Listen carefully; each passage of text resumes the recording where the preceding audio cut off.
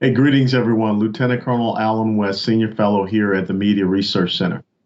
It's February of 2020. Yeah, some people say this is about the Iowa caucuses. What a debacle that was for the Democrats.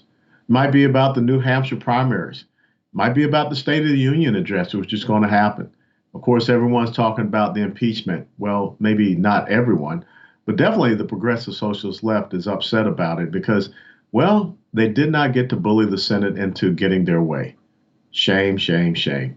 Perhaps maybe they will not have such shoddy work next time because we know there will be a next time. Because as Congressman Al Green said, I'm concerned that if we don't impeach this president, he will get reelected. but February 2020 is a little bit different thing for me. And I want to address that because once again, it is Black History Month. Now, I know some of you may say, hey, Colonel, we don't need a Black History Month. Why do we need all of these different months? They balkanize us, they divide us, they tend to make us see ourselves in these different little collective rice bowls. I think it's important to have a Black History Month. And let me tell you why. Being a kid that was born in the inner city of Atlanta, Georgia, the old Fourth Ward neighborhood that produced Dr. Martin Luther King Jr., I was born in Hugh Spalding Hospital in Atlanta, a blacks-only hospital. I'm a member of the Republican Party of Texas. The Republican Party of Texas was founded July the 4th of 1867 by 150 blacks. One of the earliest chairmen of the Republican Party of Texas was a man by the name of Norris Cooney from 1884 to 1898, a black businessman. See, I think it's very important that we do have this opportunity to look at some of the incredible contributions, the achievements, the accomplishments that Black Americans have made to these great United States of America. And it's not so much that other people get to see it, but within our community, we need to talk about that. We need to raise up the next generation of young men and young women that understand the roots of the Black community. Not the propaganda that you see the progressive socialist left and their media accomplices trying to proliferate, but rather let's really talk about the history of this community. And when you think about the history of this community, it is a community that is based upon, well, Booker T. Washington, my ideological mentor, who was brought up in slavery. His autobiography, Up From Slavery, is a must read for everyone, not just in Black History Month, but in any month. Here was a man born into slavery that somehow walked from present-day West Virginia all the way over to Hampton, Virginia, for one thing, to get an education. And once he achieved that degree, got that education from Hampton Institute, he took it upon himself to educate others, starting first with his family. But he was recognized for his talents and his ability and his intellect.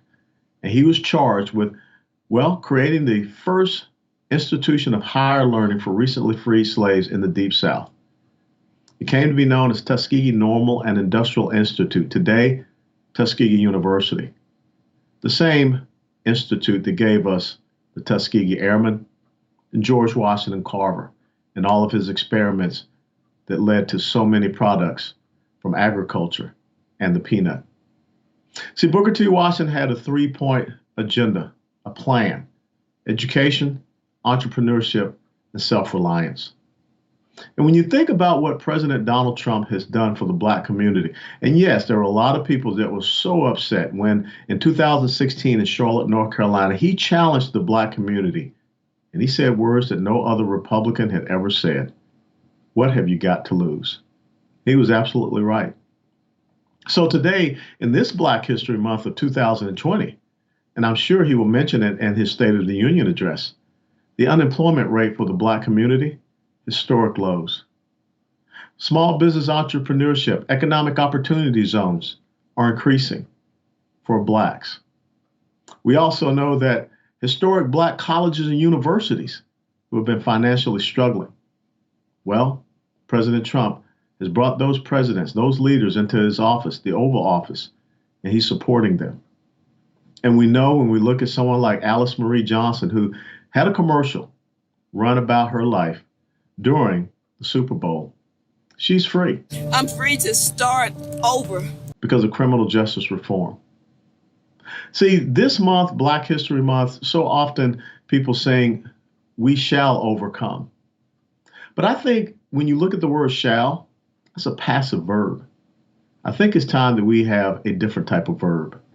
And that's why today, my third book is going to come out. It's going to be released, and it's called We Can Overcome, an American Black Conservative Manifesto. And one of the things that you see on the front of this book are 5 individuals. And I guarantee you that many Blacks, and maybe a lot of Americans, period, could not identify the 5 individuals on the cover of that book, because they are individuals that are conservative icons. They are part of a Black history that said we can overcome, being it from the world of economics, the world of business, freedom, higher education, and the military. They were trendsetters. And so Black History Month is important because we need to go back and study those people so that we can turn the incredible tide of despair, despondency, and death in the Black community around. You know, in 1960, the population of Black Americans in the United States of America was about 18.6 million.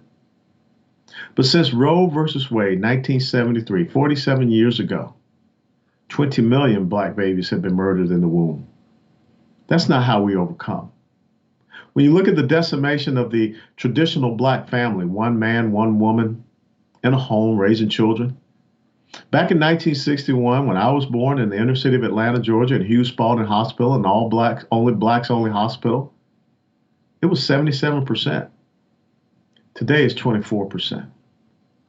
We need to have that discussion about why.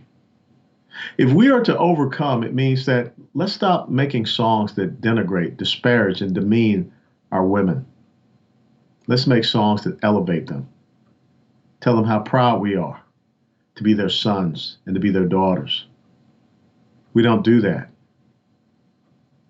If we are to overcome, it is inherent upon us that we get back to having strong institutions of education. That means in our communities. Because right now we see that failing young Black boys and girls. And the greatest way to have the equality of opportunity that the United States of America provides is with a quality education. Yet that's not what we see. And there are certain people who used to stand outside the doors of education and not allow Black Americans in. Now they stand inside those doors and they're not letting our children out. When you think about the fact that the quote unquote first Black president in the history of the United States of America canceled the DC school voucher program in April of 2009, but yet he sent his 2 daughters to the prestigious Sidwell Friends as he denied the opportunity for young Black boys and girls in the DC area to be able to come out of those failing schools. This is why we need to have this month, but every month, to talk about these incredible issues that have adversely affected the Black community. So go out, see if you can find a copy, Amazon.com, of We Can Overcome, because it is my American Black Conservative Manifesto. I will not allow my community to be decimated by the failed policies of the progressive socialist left. But if we don't study our history, if we don't dedicate ourselves to understanding the old school way that our mothers and fathers, our grandmothers and grandfathers raised us by, we will see a continued decimation of the fundamental and foundational principles and values of the American Black community. Happy Black History Month, but we can overcome.